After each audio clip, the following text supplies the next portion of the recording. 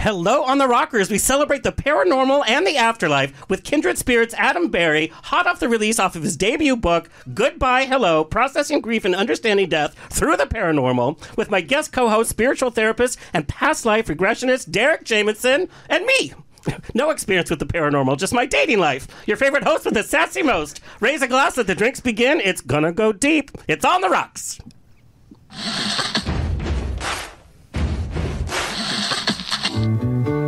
Thank you for being Boulevard. Life is a banquet, and most poor suckers are starving to death. I'd like to propose a toast.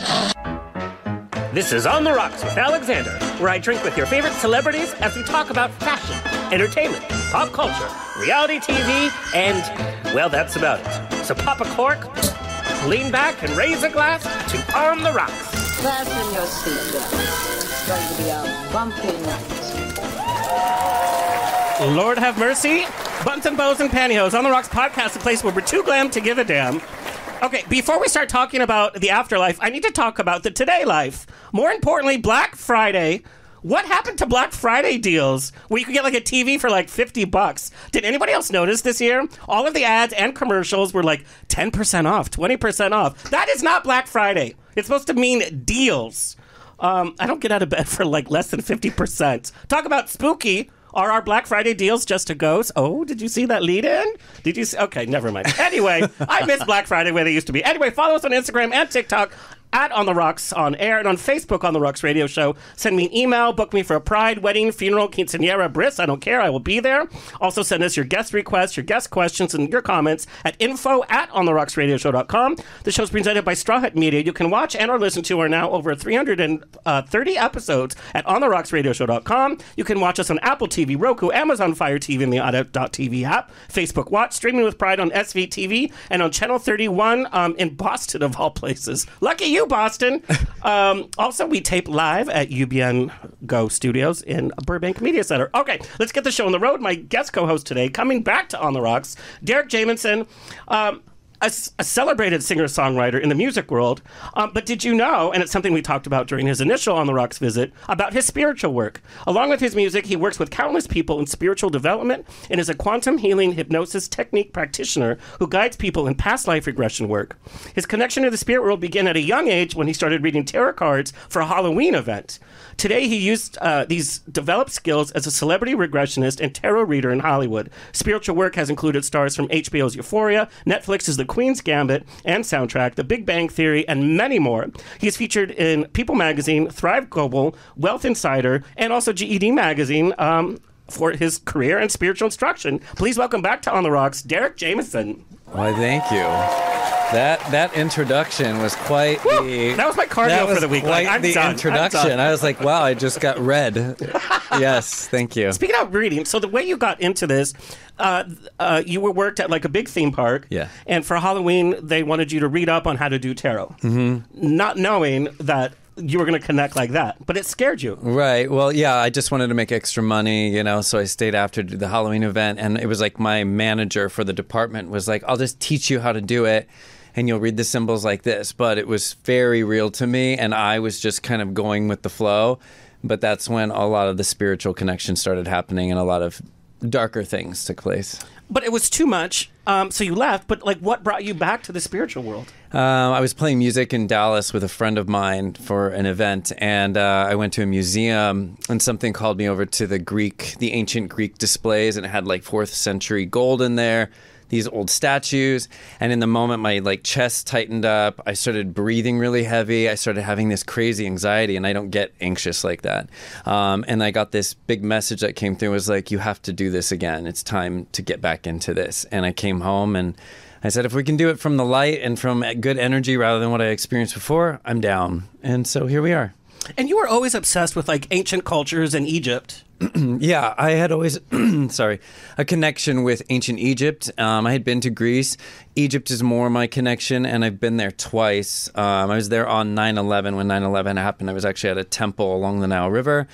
I think that was more synchronistic than anything. I don't think that things just happen to happen. I think that there's stuff that aligns with that. So I do have connection with that the ancient cultures and past lives and all that stuff. That's where that all like ties in. Yeah. Well, we're going to definitely talk about that because a part of Goodbye Hello is about past lives, and I've always found the topic interesting, fascinating, and this kind of goes into what happens to us in the afterlife and everything. So I can't wait to talk about that. You also work with celebrities, which I'm obsessed with celebrities. Are Hollywood spiritual problems any different than the rest of us? No, not really. But I do find that by working with people who are more in the limelight or in front of the camera or famous musicians, they have a really big leadership role that they take on. And a lot of the stuff that comes forward for them is showing them how that laced through other past lifetimes and why they're a leader in this lifetime, and the importance of being in front of the camera and being a channel for spirit or energy, and what they're here to do at this particular time in our consciousness level on the earth. So that's what's a beautiful thing about the process, is sitting with somebody who is on these Netflix shows or big movies or doing big musical things, and letting them see the actual power that they've possessed through other lifetimes and what they're here to do now. That's what's cool about it. Interesting. Yeah. If I had any connection to the paranormal life, I'd be get out my Ouija board, and I know it's not simplistic like that. I'm playing like the fool. But I'd be like, my Ouija board, I'd be like, okay, Judy Garland, like, where are you, girl? Like, let's chat. Let's sing a trolley song together. That's all I would be doing. Or Liberace or Paul Lind. Like, I'd be focusing on that. Yeah. But it's not like that. We're going to find out why it's not that easy. I want to welcome our man of the hour, Adam Berry, co-star and executive producer of the hit television series Spirits on Travel Channel. His love and passion for the paranormal ignited from an extremely haunting experience he had in Gettysburg, which he's going to share a little bit with us. It's an experience. And after many years of studying, researching, and founding his own paranormal research team with his husband, Ben, he was asked to join the Sci-Fi Channel original series Ghost Hunters Academy, which was a competition reality show. It tested the strengths of investigators from around the country, and Adam proved to be the best of the best by winning and was awarded a spot on the TAPS team in the original series Ghost Hunters. He likes to say he was also awarded Amy Bruni as his prize because the two paired up and have since become a powerhouse and friends, staunch friends in real life. With similar beliefs and styles, Adam and Amy possess the capabilities to connect to those in the afterlife with uncanny accuracy. You watch one episode of Kindred Spirits and you're just hooked. Now, after 7 seasons, focusing on helping families and spirits alike, they have traveled the country, changing the way the world thinks about ghosts and what happens after we shuffle off this mortal coil. When he isn't looking for ghosts, this is so fascinating, he's the executive director of the Peregrine Theater Ensemble, which is a nonprofit theater company based in Provincetown. This educational summer theater program produces some of the most spectacular musicals and plays on the Cape, while also nurturing young actors in a professional working environment. Because, Adam has so much time, he can just do that. He also sits on the board of directors for Tim's Fund, a nonprofit scholarship program created to support social activists who change the world through art, music, literature, and filmmaking. And Adam's hot new book release, Goodbye Hello, Processing Grief and Understanding Death Through the Paranormal, is a definite page-turner. And though it seems like it's a dark theme, is actually a perfect holiday gift for anyone going through this season with loss. And who hasn't experienced loss, by the way? In the book, he shares his personal stories, colleague insights from Chip Coffey and Tyler Henry, among others, and research to dive into these hot-button questions. What happens after we die? Is there life after death? What about heaven? And when I tell you this is a great holiday gift, people are like, what? Grief? Holiday? I was like, yeah, all of us experience some sort of grief during the holidays. It's a tough time. But it's done in such a loving and entertainment way. The book is so... What you take away from it, I'm sure everybody's going to take something away. But there's a joy, and there's a hope, and there's just a beauty in this book. You can tell by the jacket, whatever. I couldn't put it down. It's I had to go somewhere. I'm I'm going to read it in the Uber. I'm going to read it in the lobby. I read it in one sitting. Please welcome Adam Berry. Cheers. Cheers. There we go. Putting the spirits in the spirits. Before we get into your paranormal life, something that I have discovered as of late is this huge theater you've had and lead. How do you go from growing up in Muscle Shoals, Alabama, to getting your BFA in musical theater from the Boston Conservatory? Talent. Talent. There we go. Right away.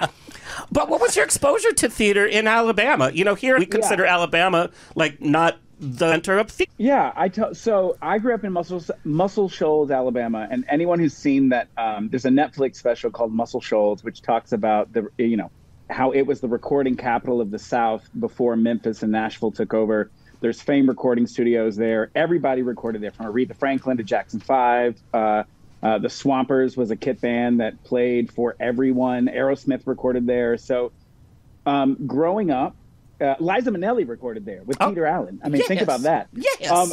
Yeah, my father has photographs of Liza Minnelli and Peter Allen in a local bar, like just hanging out, which I think is the craziest thing I've ever heard in my life. That is but insane. Like, so growing up, it was like, I want to be a singer, or like I want to be in theater. I was bit by the theater bug when I was very, very young. And no one around me said you can't do that, because we were all acclimated to this environment where music and the music industry was like around us.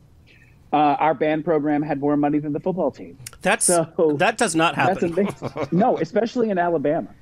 So I grew up surrounded by people that nurtured our desires to perform and to be outgoing. And of course, that's who I was as a kid. And I decided, I'm gonna do this for a living, or I'm gonna try to. And so I auditioned for the Boston Conservatory. And my father said to me point blank after I got in, I think after my first semester freshman year, he says, I didn't think you were going to get in, because I didn't know how to compare you to anyone else. Like, I just didn't know what your talent lies. Like, he's like, because you didn't get it from me. So I think I got lucky. I was passionate about it. I was obsessed with it. And I did it all the time. And I was fortunate and lucky enough to get to go to school to do that. And I carry it through with Peregrine Theater Ensemble in Provincetown, What I love is how your kind of theater life lay this destiny for your paranormal life. Sharing with our listeners, you were touring, getting your equity card with TheaterWorks USA, if anybody knows the TheaterWorks USA, when you happened upon a chance ghost tour in Gettysburg while performing at the Gettysburg Theater. We know from your past interviews and from your experience that changed your life forever because of that paranormal experience. But that wasn't your very first experience. Didn't you have a few brushes when you were a youngin'? Yeah, when I was a kid, I was scared. I was scared of the witch from Wizard of Oz, which is actually true. But I have her picture hanging in my lid. That's a true thing. It's like, is that a family photo? I'm like, yeah, pretty much. Yeah, that's it. I did. I grew up in a house that my parents rented before like from birth to like fourth grade, and they moved into this house, and a man who played Santa Claus on local television lived there with his family, and they were having a cocktail party, and my parents went over and they said, "We're moving out. Do you want to rent this house? Because I know you're looking for one." And they said yes. And he said, I have to tell you something. This house is haunted.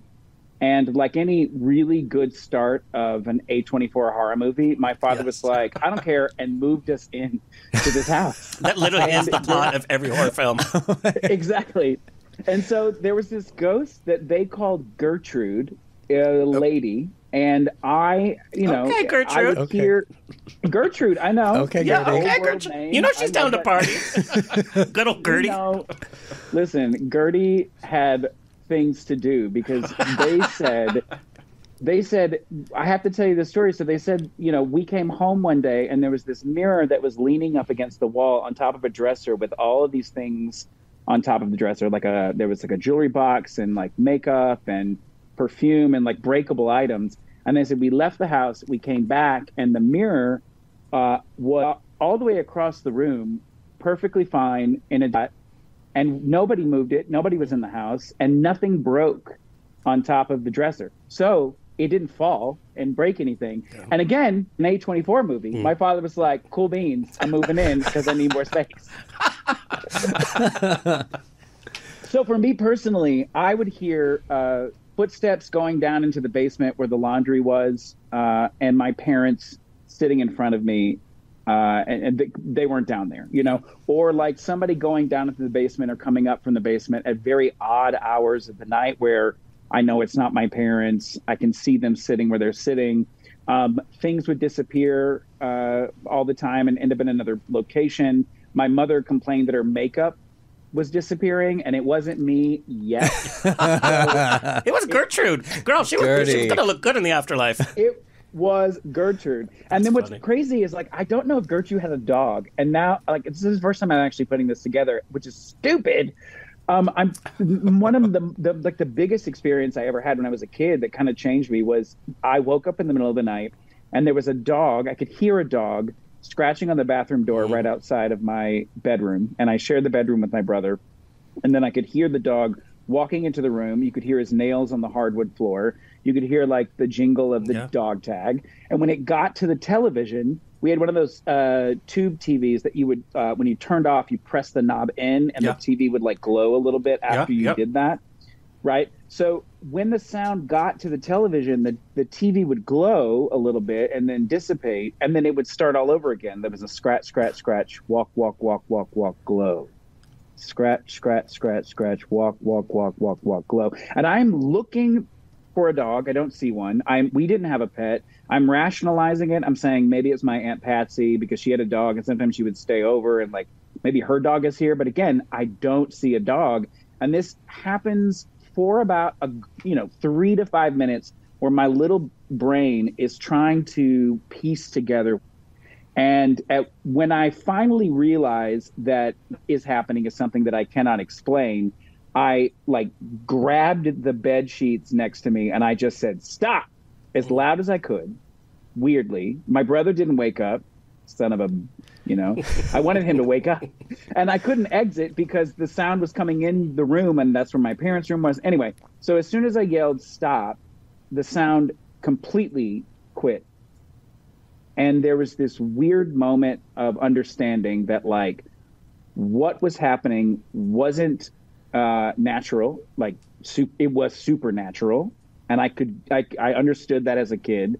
And this weird sense of calm came over me, like, cool, that happened and I can control it or whatever. Yeah. And I went back to sleep. And my mom didn't actually believe any sort of that the house was haunted, because I had come up to her a number of times saying, like, I'm hearing these footsteps, or things are missing. And she didn't really pay much attention to it until that story, because she was like, that's weird. Like, it's not your normal ghost story. It's not a lady in white walking down a staircase. Right. It is the sound of a residual sound of a dog running around in a room, which is so bizarre. So she believed me at that point.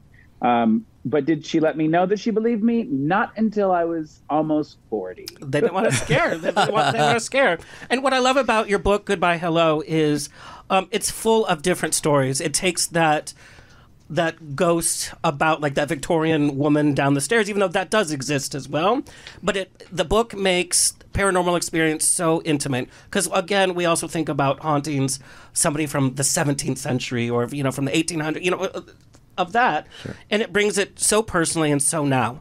It's paranormal experiences you have had with historical figures as well, but also a modern take, and how it's not that scary ghost in the background. It's somebody trying to reach out, somebody trying to make contact, trying to say hello, or just be like, hey, I'm here. There's nothing malicious. There's nothing evil about it.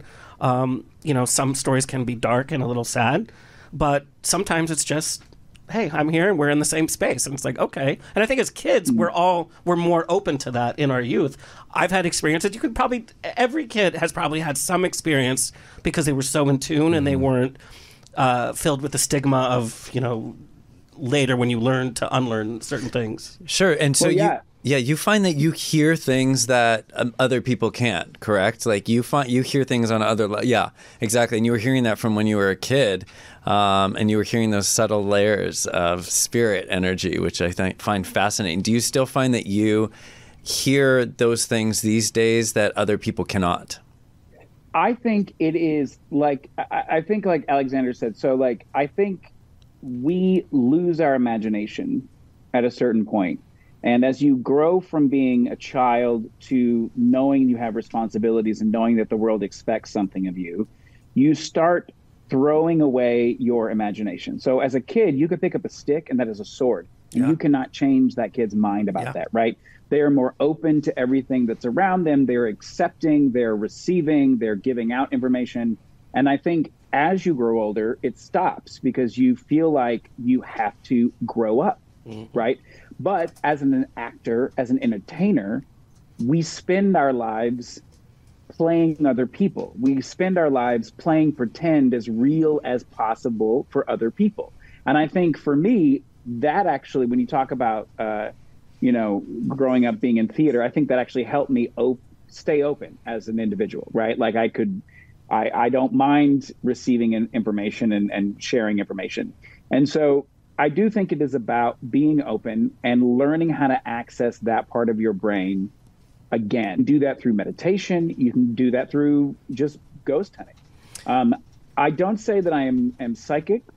Like I can't connect you with your past loved one, but I can walk into a room and I can tell you whether or not I feel something is there. And it's the way that I describe it for people that don't understand is when you go visit a house that you're going to rent or an apartment that you're going to rent or buy or something, you walk in and you say, oh, it feels really great in here. Or you walk in and you're like, something feels off. There's just something about it that feels off. It's the same concept, except you're doing it in a place that supposedly has ghosts. And a room and you're like, oh, it feels heavy in here. Yep. Like the environment feels really heavy. Let's sit here for a minute and see if we can get any interaction. And I think recognizing that takes it takes some effort. You have to sort of let that you have to find your inner child. It sounds crazy, but you sort of have to open that like portion of your brain back up to say, I'm okay and I'm accepting of what the environment can offer me around me, and I'm going to recognize when things shift a little bit. And then once you start recognizing that, then you're more in tune to possible spirits that are in your space. Yeah.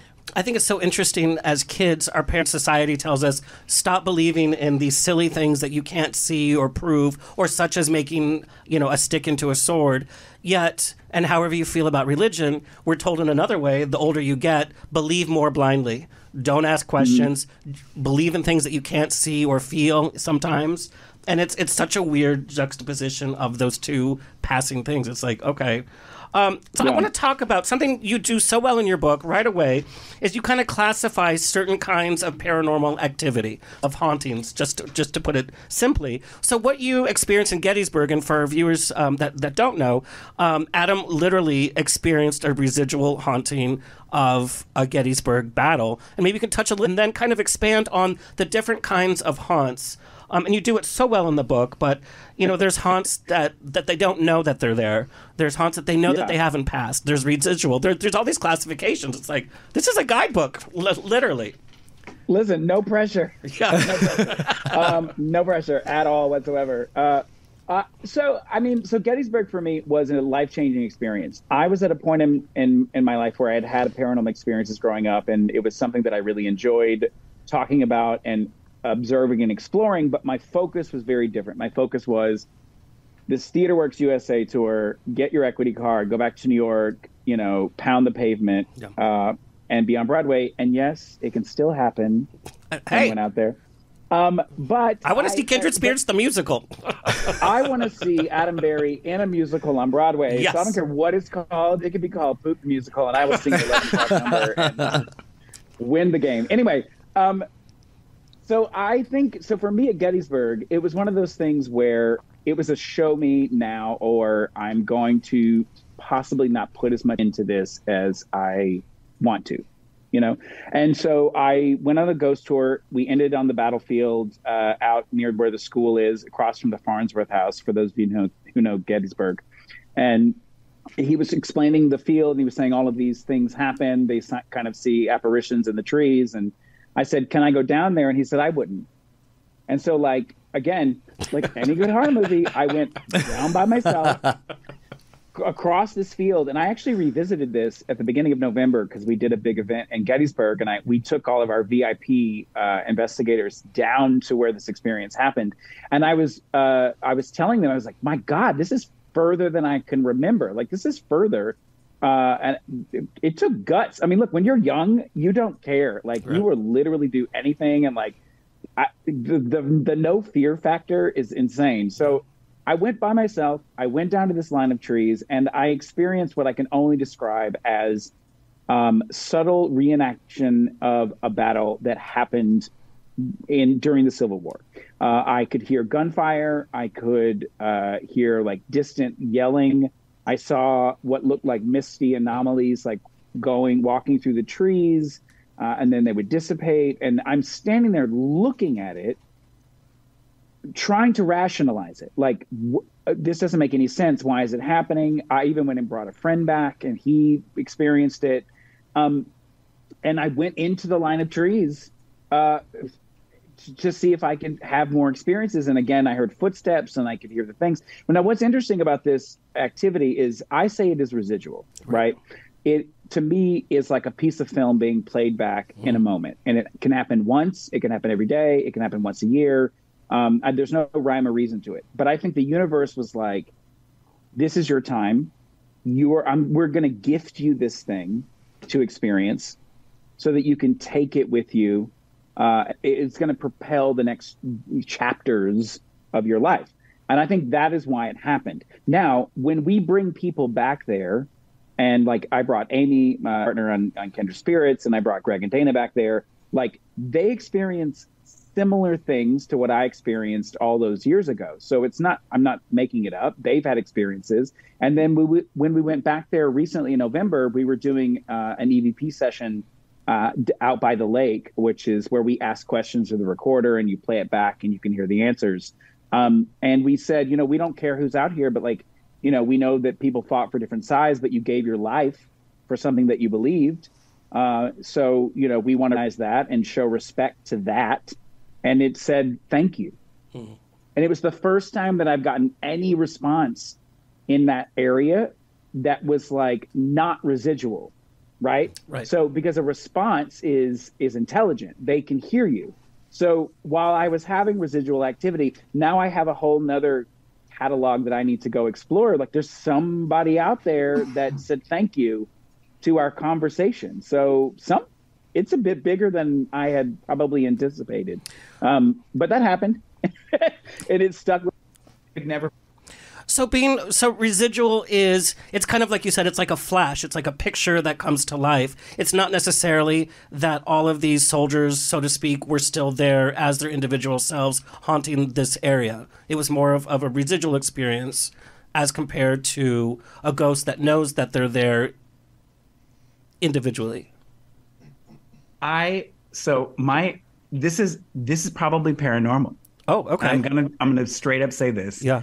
I charge these MFs all day long, and they literally just died on me.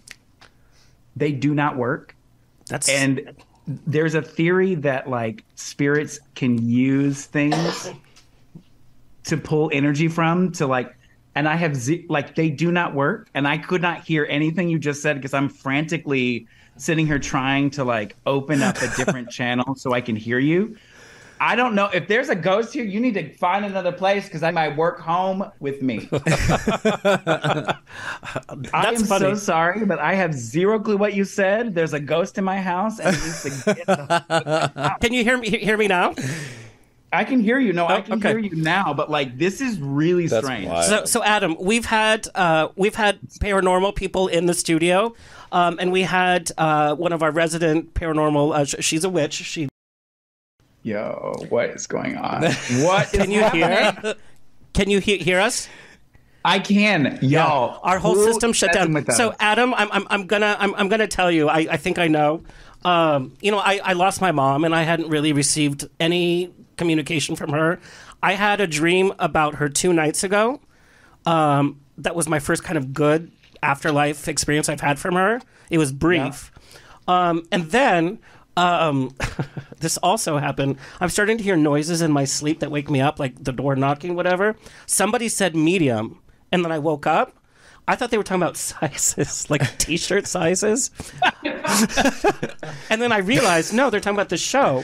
So I talked to my mom because you said, 3 times, and so on my way out of the house and last night, I said, Mom, I'm talking to Adam, if you want to have something to say. So Adam, my mom used to be in the studio. She used to greet all of the guests, used to pour them the cocktails. She would read the book before I would to say, oh, you should make sure you ask that. She would hand me like a list of questions. So she was a big part of the show. So I think she's saying like, hello, because she was a strong personality. She'd be like, no, you listen to me.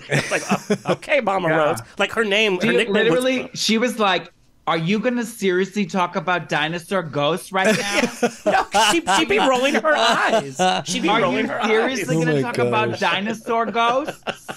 Oh my gosh. She would be saying that too. Is it still recording? Of course she would. I mean, here's the thing. Listen, you got to look for the signs. What I love so much is like people ignore the signs that are in front of their face because they seem to like not like they seem to just want it to be on their own terms. And the paranormal and the supernatural do not work on those kind of terms. I mean, the fact that my headphones died and they were charged completely.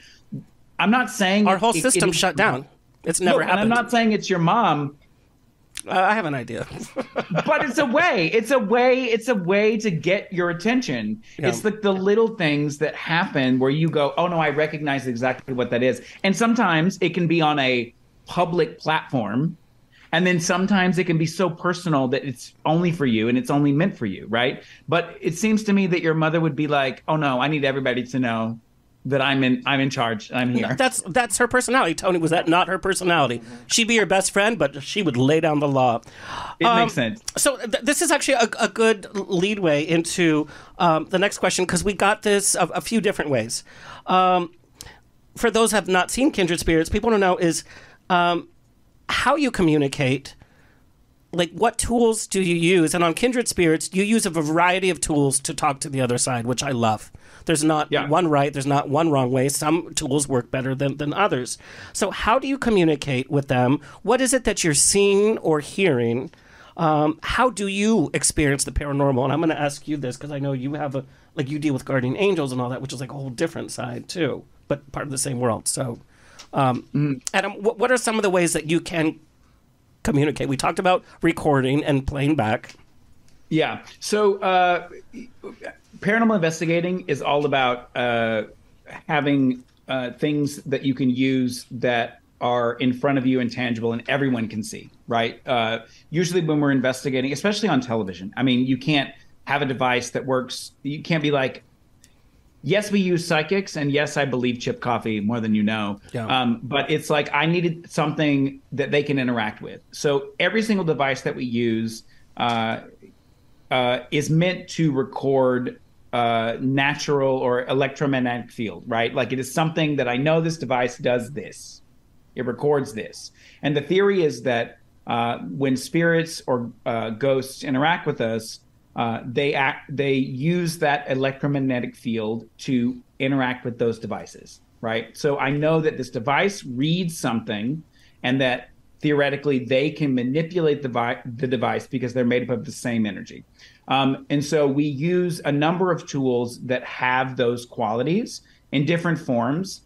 Some are less aggressive, like some look like lanterns or teddy bears or things that don't look that would look like could live in their world. You know, we don't want to scare them. But we use those kind of devices. We use recorders. We use sensory deprivation. The Estes method is where you listen to static radio frequencies. You're blindfolded, you have headphones, and I'm listening to the device. My friend is asking questions, and I interpret what I hear on the device, but I have zero clue what she's asking, and I don't know what she's saying. So if my answers match up to her questions, then possibly they're communicating with us. So we're using things that we can, tangibly explain how the devices work, and we can record the activity. But we're also using history, research, genealogy, interviews. We are digging as deep as we possibly can on the property, like who's lived here, who was here 300 years ago. We're asking all of these questions in an environment where specifically the family of the house would not know who owned the house 300 years ago. It's just not something that would happen. So we bring up those names. We try to piece together the facts with the activity to determine who we think is in the house from those two standpoints. Because when you match facts with activity, the odds are whoever's there is the person that you're trying to talk to. And then we also do, we use psychics. Chip Coffee comes in. We use him as a tool. I love Chip. Yeah, we love Chip to death. Say, he's a tool in our tool bag. And those scarves, like, where's the Chip Coffee line of scarves, by the way? Listen, I want one. He's got them, girl. Go to his website. I want to buy one. A plethora of scarves. And my favorite thing about Chip Coffee is, like, Chip will, he will come in. He'll know nothing about the case. He's like, usually we pick him up down the road at a Walmart or something, and we bring him to the house. And because he's always at Walmart. Why? Well, no, because we make him because we fly him into a location. He knows what town he's going to, but he has zero clue where the property is. Yeah. And so we want to keep. Yeah. We want to keep everything very neutral, right? Because we want a clean reading. We take all the family photos down in the house if we're doing a house. We had to blindfold him to get him into Lizzie Borden because he knows Lizzie Borden, right? So we had to pick him up on a bench in Fall River, and anybody in New England knows how dangerous that can be. Yeah. So we bring him to these locations, and when he walks through, everything that he says, like, sometimes he says things and we're like, oh my God, we already have that in our bag. Like, we already know that is true because we have facts, like newspaper articles, or we have ancestry to back that up. And then he'll say things that don't necessarily match up, which we keep in our back pocket at the time for a next day, for later time. So we use those kind of tools. We've done tarot. Our friend Dana Newkirk is one of the best hedge witches in the country, in the world, in my opinion. And we brought her to houses. I was like, throw a set of tarot and let's see what happens. We were investigating the Proctor House in Salem, Massachusetts, part of the famous witch trials. Yeah. It's in Peabody, for those of you who are really interested in it. It's actually in Peabody, but it was part of Salem during the witch trials. And, on live television, Dana threw tarot I said, let's just throw some tarot and see what the night may hold for us. Yeah. She threw the devil card 3 times. And then when we came back to actually investigate for kindred spirits, she threw the devil card twice. And people are like, oh, the devil card. It's like, that's not what it means. It can mean the devil, but it actually meant that we were the problem. Because you're talking about a bunch of investigators in a Puritan's environment, doing something that would be considered witchcraft in the time of Salem.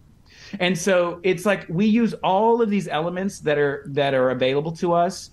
Scrying, we're not afraid of. We're just not afraid of anything. We're not like we're going to use equipment and that's all we're going to use. We're going to use the tools and the elements available to us to access the other world because why not?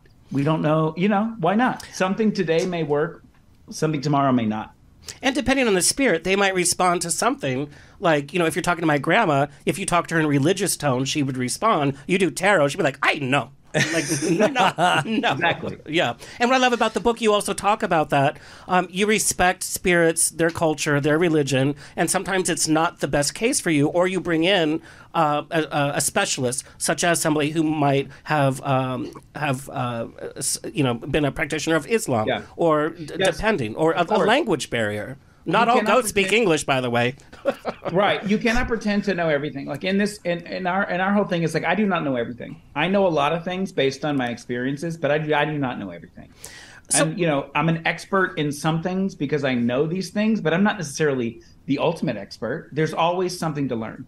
And so when we're doing a case, we will bring in a shaman, a priest, anyone who we think can give us information or do something that we cannot do. Like Dana, I do not read tarot. I do not, I don't know how to set up a scrying mirror, but they do. Greg and Dana do. And so we will bring them into our investigation, and we're not afraid of that because that is how you get results, and that is how you get answers for those that are non-living, for those that you want to help. Adam, hearing a response from the afterworld, so the first time you ask a spirit a question and you hear the answer back on recording or however, that must change your whole outlook on life when you're actually talking to somebody that's passed over. And you and I have talked about this before. You don't make a firm statement like, this is what I believe after death, because it's ever evolving, as it should be. From each experience, what you believe today could be different than tomorrow. And you kind of don't want to set that like trap for yourself. But I want to know, from that moment, hearing that first response, how that changed your outlook on everyday life, and how that changed you as a person. You're literally talking to somebody that has passed. Yeah, I mean, the very first EVP I ever heard was "Help Me," and so hearing something like that, back then I was like, "Yes, I'm so excited for this." You know, I hear something. But now, when you think about that, those two words, "help me," are so intense and powerful. And so I go, what is that? Now I'm like, what does that mean? What does that mean? Help me. Yes. Okay. What can I do? What can I do? Right. That's my next question. What's interesting is I've done so many investigations, and like I've investigated so many different places. And so when you get that first response on investigations now, to me, it is the door. It's like literally the key being inserted in the lock. That's it. That's it. Because you could get nothing else. And so it's up to you to continue to ask the questions and to continue to engage respectfully and like evolve your questioning so that the key turns. And eventually the door unlocks. But when the door unlocks, you still have to get it open. Yeah. So you're always working and you're always pushing forward into the investigation. So I get very excited when I get that first EVP, but that is literally the very tip of the iceberg. There's so many other things that have to happen in order for you to reach the ultimate goal, which I think is to help those on the other side figure out what they need and what they want so that they continue their own journey in the afterlife, whatever that journey is for them. Derek, I want to know how you experience, you deal with past life and spiritual coaching. How do you see things? Well, on this discussion topic, I will get a vision of what, like, I can go into a meditation thinking I'm going to go relax, and then all of a sudden I'll see a spirit or a person show me the entire scene of why they're still connected to it. So I'll literally have psychic visions all the time. And if I go into a meditative state, they'll show me this is how they died. Like the first thing that comes to mind is the bride. There was a bride that looked like it was in the 1950s, maybe 60s. And she was curly-haired, blonde, a doily looking kind of like wedding dress, a wooden church, and she would not show me her eyes, and she kept going like this. And then I was like, you can go, it's okay to go to the light. I try to help spirits move into the light when they're showing me sadness or anger.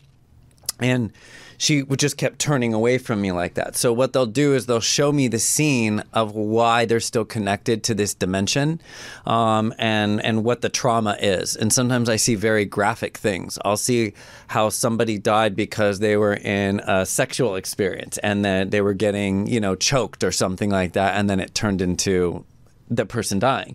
I will get everything from different things, but I will see it as a vision, a flash, or it'll like play out as if I'm watching a little clip and it'll do a little like loop kind of thing. Mm-hmm. So it just depends, and then I'll send them. But I get visitations from other entities that are not disembodied spirits, that are not spirits that were once living here and moving on. I'll get everything up and down the rainbow that I have to kind of navigate or work with. So it's always a new experience and ever evolving, like we're talking about. And I know you've dealt with like guardian angel type figures, sure, which for me, being raised Catholic and all that, deals with all the Christianity and like the angel from God and all that, which I have a problem with because my own dealing with religion, but that's not really what a guardian angel is, right? No, and your interpretation of a guardian, everyone's interpretation of a guardian angel is going to be very different. Yeah. And sometimes what people think is a guardian angel is actually another light being or entity or energy from another realm or dimension. It, just like we were discussing earlier, it's so vast that you can't put a grip on it and say one thing is one thing, because whatever's going to fit someone's consciousness is going to be the experience they're going to have. So I could think that it's an angel and I see a vision and I go, oh, there's an angel, there's wings and they watch over me. But that being could be showing me what makes me feel comfortable with them, just to know that I'm working, that this is an energy I'm working with. Where does this being come from? They all different places. So you're looking at, if there's a spirit energy that's working with you, it could be somebody that's passed on, an ancestor or somebody that's moved on. And that's their new role. Yeah, and that could be what they do. Like my grandmother, for example, was with me in ancient Egypt as a grandfather, and I saw it in a whole past life experience. But in this lifetime, she was my grandmother. She's literally the only spirit being that will come through and show me in pulses. Here and there, she drops in, and I see her. But out of all the other family members that have passed, I don't see that. That's interesting. Yeah. We have so much to talk about. Let's go. This is a 2-hour episode. We're on. What I love about Goodbye Hello is it talks about grief in a positive light. Grief is the most unifying thing we have on this planet. Everybody experiences loss. Everybody will experience grief, regardless of your race, sexuality, income, gender, everything. And the way you put it is so beautiful. And I know you have different thoughts, by the way, of leading people to the light. You in your book, you talk about this. You're like, some of these spirits need to finish this journey here, or however they're trapped. They don't need to head to the light right now, or I'm not going to force them to go to the light, because they still have this journey here. You present everything. What I want to say to the audience is read the book, because if you're looking for answers, what happens after we die? Is there a God? Is there this? You answer it all without answering it all. Because you present all of these cases without, there's no definitive answer. So the thing is, I guess I wanted to present the clearest argument for every single thing that people always talk about, right? But my answer to the argument might not be your answer. Right. Based on what you experience in your own life and what you believe. And so this wasn't a guide on how to grieve or a guide to what you should feel. It is a series of ideas and chapters on what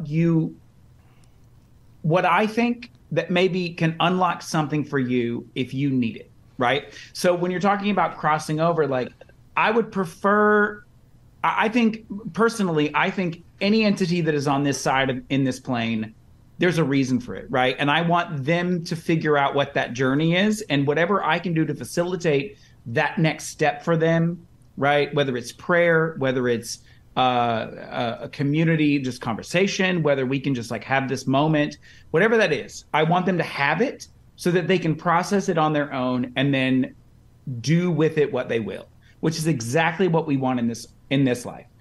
In this life, you go through it and people help you and people enter your life and they exit your life and they give you advice and they treat you like crap and then they love you at the same time. But it's for you to decide what to do with all of that information, right? And I think it is exactly the same thing on the other side. And we just have to give them those kind of boundaries. So the book is a lot of hard, difficult things to think about. Hopefully in a lighthearted way. No, you know? That's what I have to stress on the book. It's very entertaining because you bring your personality to it. And what I also, and these are comments I got from your fans as well, is you don't treat the paranormal as some separate precious thing that a few people have access to. You joke about, I mean, you're wearing a ghost on your shirt right now, you know?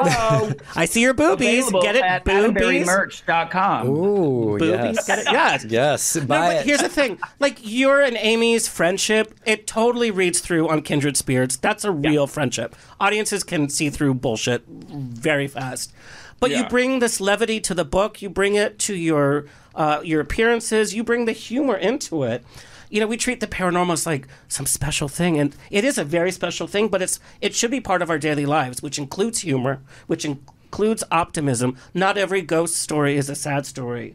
And what you share, you share some very positive stories in the book as well. But it's like, it's not some taboo thing that we have to hush around like in church. We celebrate the afterlife, and grief is for us. And you brought up church. Like, I grew up Southern Baptist, right? I was put in a box. And you spoke in tongues, by the way.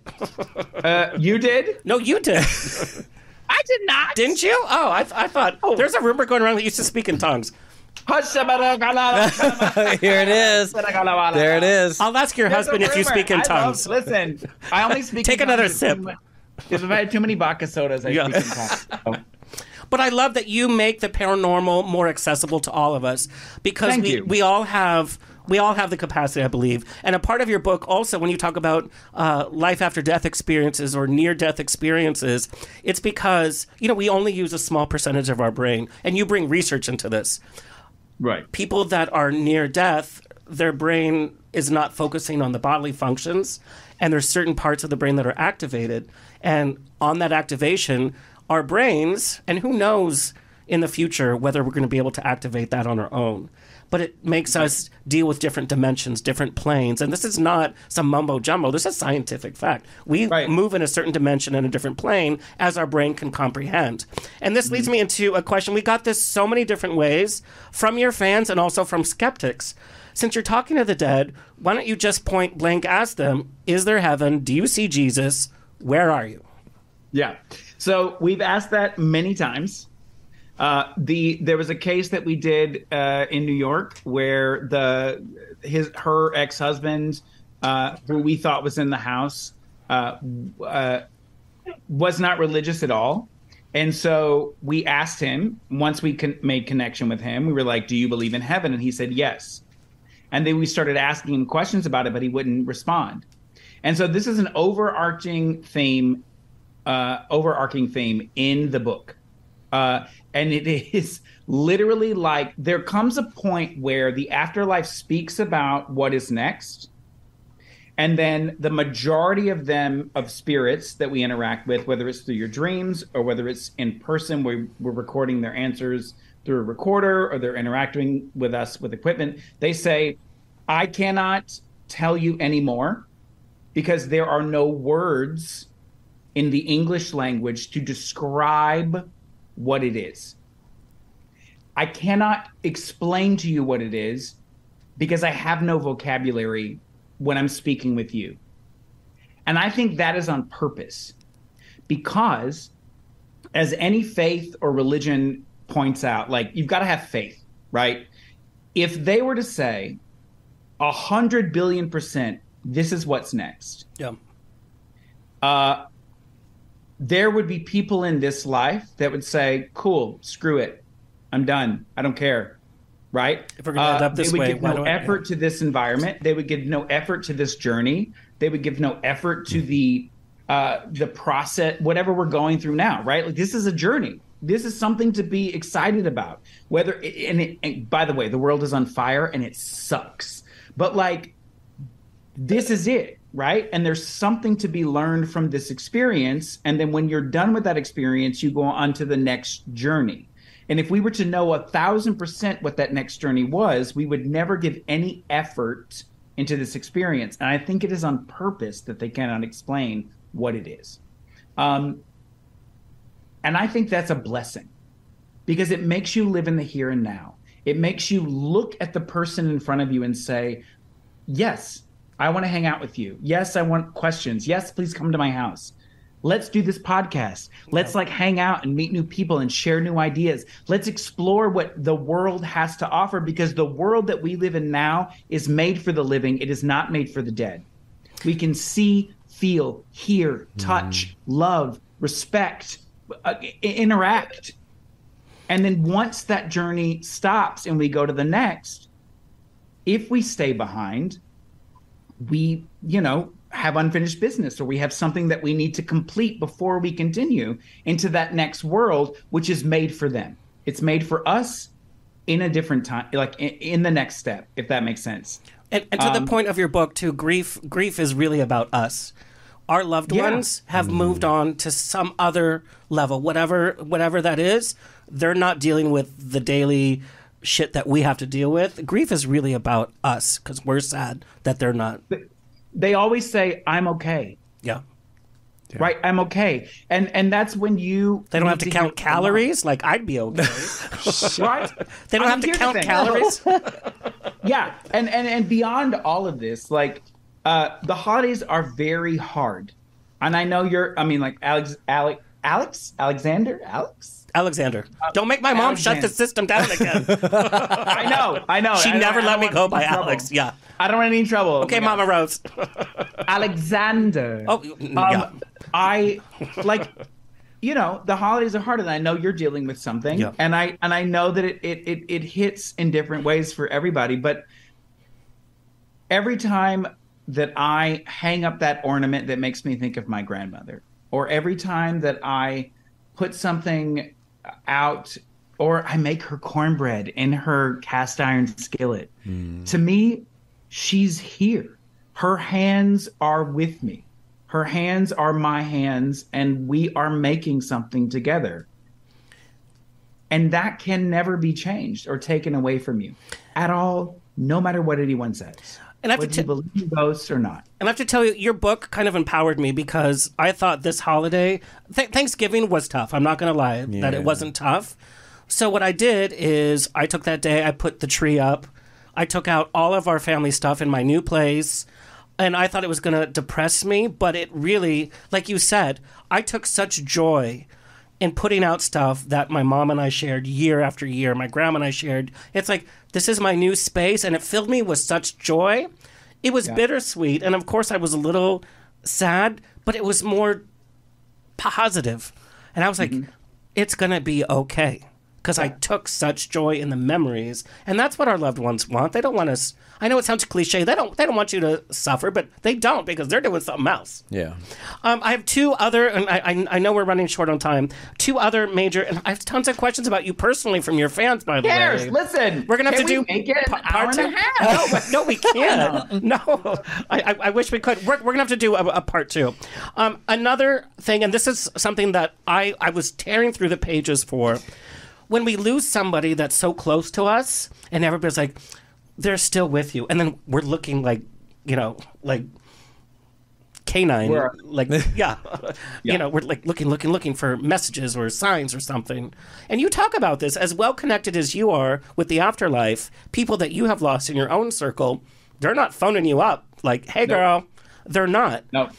I wish they were. I wish they'd be like, "Hey, girl, hey, can we have a conversation?" No, they're not. And I mean, in the book I talk about, I think it's because the ones that I really want to connect with, they were very religious. They believed that their next step in life was to be in heaven, right? To be with God. And I think that's where they are.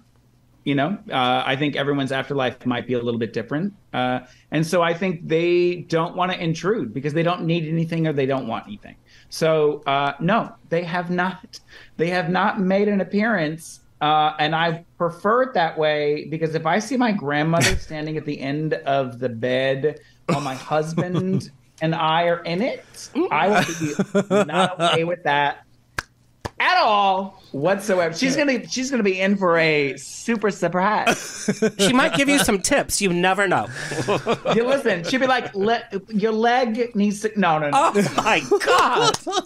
And Gertrude's gonna show up with her lipstick. Gertrude, and be like, "Hey, girl, I told you, honey, you're doing it wrong, honey." What? That was your husband. Wow. Yes. He's like, what is this podcast turned into? But let's talk about for somebody that's expecting that they're going through the worst grief they could ever experience. Yeah. And they think we were so close, even having conversations. When I go, I'm going to come back and haunt you, ha ha ha, and then there's nothing. Yeah. What do you say to somebody that's going through that? That's expecting. Well, we loved each other so much. There has to be a sign or a message. So I think the word expecting is a very heavy word, right? You expect it, which means you demand it, which means it has to happen. And it doesn't have to happen. And so what I say to people is focus on yourself, focus on your journey, because your journey does not end with their passing. Your journey has to continue. So focus on the journey forward, right? Grieve them, respect their memory, honor them in every way that you want to. And then when it is time, if they feel like they need to come to you, they will. And you may find it in the smallest of things. Dimes are a recurring thing that happen, where you find dimes where you just clean the entire table and there's a dime. You're like, that makes no sense, but maybe the date has some significance. Or animals. For me, I think a butterfly, a monarch butterfly, appeared out of nowhere, just came down and like hung out with me, almost landed on my finger after my friend died. And it was literally next to where he used to work. And I was like, oh, no, I know it's him, right? It is something very personal. It is something that it's only for you. It's not for the world. Like everybody, it's so crazy with social media. Like everything is for everyone, but no. Yeah. Some things are just for you, and these are those things. It's the small, tiny moments that you realize that person is, that's who it is. You may not even be thinking about them, and then all of a sudden something happens and you think about them. That's a thing. That's literally a thing. There's also the danger when somebody like myself is going through such intense grief that I would everything becomes. Yeah, and I would be dependent on that, and I wouldn't go through my own grief process to let go. Listen, you can't do it. The biggest thing that you have to take away from the book and from just like this conversation is like, they are on to the next journey. We should respect that. Let them do that. Thing. Let them do it. And if they choose to come back, good. If they don't, good.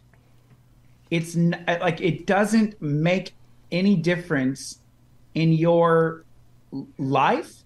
It might make you feel better if they did, but that's the lesson that you have to learn at the time.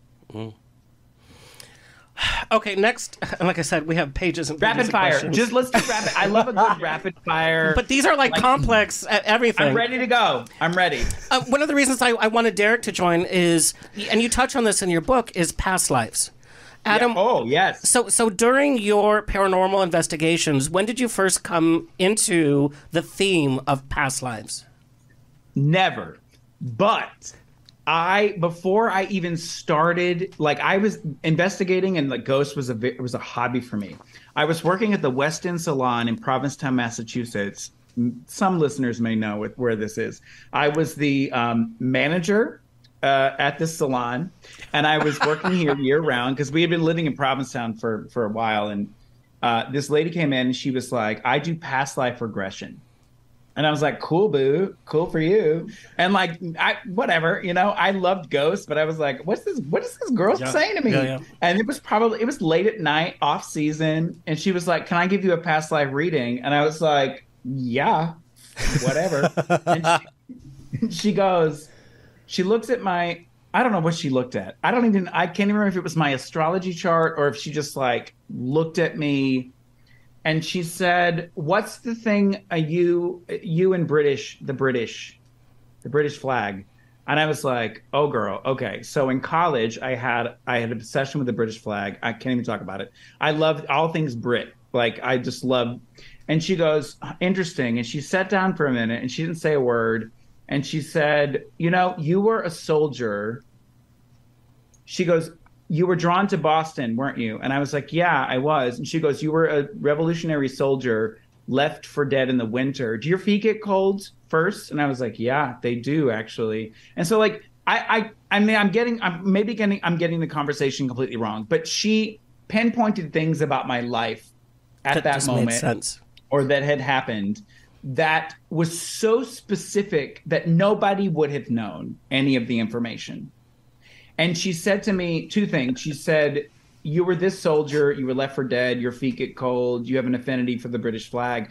I love British culture. Like I'm obsessed. And then she said to me, you have another life where you were in like a dynasty during China, like maybe the Ming dynasty and this scholar, you were a scholar. And he's jealous of your outgoing personality but his advice is to read a book. So I grew up reading books constantly. I read books, cover to cover. But when I got to college, I had no time, right? And there had been a period of like 8 years where I just didn't read anything. I was like, I'm not going to read it. I don't have time, right? I'm focusing on the outrovert, like the, you know, being an outgoing person. And she was like, he wants you to finish a book. When you finish a book, it will change. And I was like, what does that mean? He goes, I don't know. That's what it means. And so, like any good gay, I read Patti LuPone's biography. Oh my God. That's literally on my living room table right now. Oh my. Thank you. Wow. And I'm Patti LuPone, and I'm going to talk like this, and you're going to listen to me. That's Patti LuPone. I'm going to talk. What are you doing? Patti LuPone. You have any money? Oh, listen. I read Patti LuPone's biography, in which she talks about meeting the ghost of Eva Peron. Yes. Her opening night of Evita. Yep. And so from that moment of finishing that book, it, you know, maybe she was doing me a good piece of advice. You should. But like, I finished that book. And it sort of unlocked something for me where I was like back into my like reading thing again. And, you know, it was sort of like she was giving me life lessons from my past lives that I needed to consider in this new life so that I could make the most of this journey, right? Because there's going to be other journeys. And so literally, I don't think I could have written this book if I had not had that moment to be like, you know, oh, you should finish your books. She was like, you always start books, but you don't finish them. And that was 100% true. Yeah. So as soon as I finished a book, I finished the next book, and I finished the next book, and I finished the next book, and I finished the next book. And I was able to write a book. So I think it has some greater meaning that I don't understand. And it's the only time I've ever allowed any psychic whatsoever to give me any sort of reading. Because now people come up to me and like, can I tell you something? I'm a psychic and I want to tell you something. And I say no, because I don't know who they are. I don't know if I don't know their capabilities. And for me, I'd rather figure it out on my own. And if it comes to me in a weird way, I prefer that. And so that was a weird way. Like she came for me. She came for you. So Derek, quickly, I want to know, you're a past life regressionist. What does that mean? Like, I'm ready for this. Yeah. What is kind of that process? First, and why do we need it? Yeah. And like, what is that process? If I were to get a regressionist session, what would that look like? Yeah. First of all, I have to say that is how you know that your mom is with you. I just have to say that. That's all I heard. It was like the fact that he said that was the book and that's what you have on your coffee table. Adam, I have to tell you, the first time I ever met Patti LuPone was because she was in Palm Springs, and it was the first time I saw her in person. I was obsessed from Evita, from everything obsessed. My mom wrote her so many letters as a mom that when we went to Palm Springs, we went to the stage door hoping she was going to go to her limousine and sign. Her road manager came out and she says, "Is there an Alexander Rodriguez here?" And I was with my mom and grandma. I was invited to her dressing room. This gay boy, like, I flipped out. And we have pictures of it. But it's because my mom was such a bully, so to speak. She was Mama Rose. She wrote some letters. She wasn't a bully. She wasn't a bully. She was Mama Rose. Yeah. She was it's her rules. Persuasive. Yep. But this whole Patti LuPone connection, that's so crazy. Anyway, okay. No, that's why I had to. I was like, I know you're asking me a question about me, but like I had to say that because that was very significant and special. So make sure that you unpack that little thing later. Yes. But for past life regression, you know, some people come to me because it's fun. They're like, I'm just curious. I want to know if I have a past life or if this is even real. Some people don't believe it. But it's not like reading tarot. It takes a lot of energy. It's not just a fun thing. I do a specific, so there's different methods. I do QHHT, which is quantum healing hypnosis technique. So a session with me, I get you into a really deep state of trance. A lot of it's trust too. You have to trust me. I don't go seeking people. If people come to me looking for one, then I will work with them because I don't believe in being like, hey, Yeah, you need this. You're not like passing out Right, your car, no. like, yeah. But people come to me seeking me for a deeper healing. And quantum healing is going into other lifetimes that are connected to this lifetime. If they're going through a traumatic experience or cycles and patterns, they want to transcend that. And they can't seem to get over it. And a lot of the times it's connected to a past lifetime that they have the same kind of energy. Everything's vibration. So I tell everybody, whatever you see, because I don't tell you your past life. I can do Akashic Records readings too, but like I can, you and your past lives, I was like, it was like downloading the whole time you were speaking. But what I want you to do is I want you to see it. I want you to go through it like the way I went through it the very first time I saw it. I saw myself as this beautiful Egyptian woman. I was at the temples. I was at the Nile River. I had a little hut next to the palace. Like, I want you to experience it because I don't want to just you to take the information and go, oh yeah, I believe what he says. I want you to experience the magic of a past life regression. So I'll get you into a deeper level of trance, like a deep meditation, and then I ask open-ended questions. I'll activate you. I'm a very big, and what I do, I activate people's energy bodies, or I activate their chakras. I activate your capabilities to receive psychic information. And a lot of that comes down to you trust me. If you don't trust me, you're blocking the receptivity to energy. So in the regression... That's even the case, Adam, with you with spirits. You have to build that trust before they're going to blab their life to you or respond. Oh yeah, I mean you have to literally you have to walk into the room like you're entering a party where you know no one. Yeah. You say, "Hi, my name is Adam. What is your name?" And that's where you start. Yeah. And so the trust that you build is a trust that's communication, that's understanding, that is observation. That I mean, it's what we do in life. Yeah. Except they are just on a different plane than we are. That's exactly what it is, because everything in our life is relationships. We have a relationship with everything. 100%. And so we're evolving through our relationships. Us just sitting here this time, we've learned and expanded so much in just this short amount of time. Everything is relationships. So when I have someone sit with me, we're not even doing the regression for like a block of time, because I'm getting them to learn and to trust who I am so that they can be open to receiving. I get them into a deep state. They allow the information to come forward, and I just keep asking open-ended questions, recording the whole session so that but the thing is, you can never have a psychic vision in your life. And I've had so many people go, oh my God, I saw everything. I could see my body. I could see me walking through it. I could see my husband or my wife, or I could see the people who killed me, or all the dramatics of it. Well, it says a lot for gender fluidity, by the way. Now we're talking about non-binary and all that. It's like we all have that in us because some of us may have lived these lives as other genders, other expressions.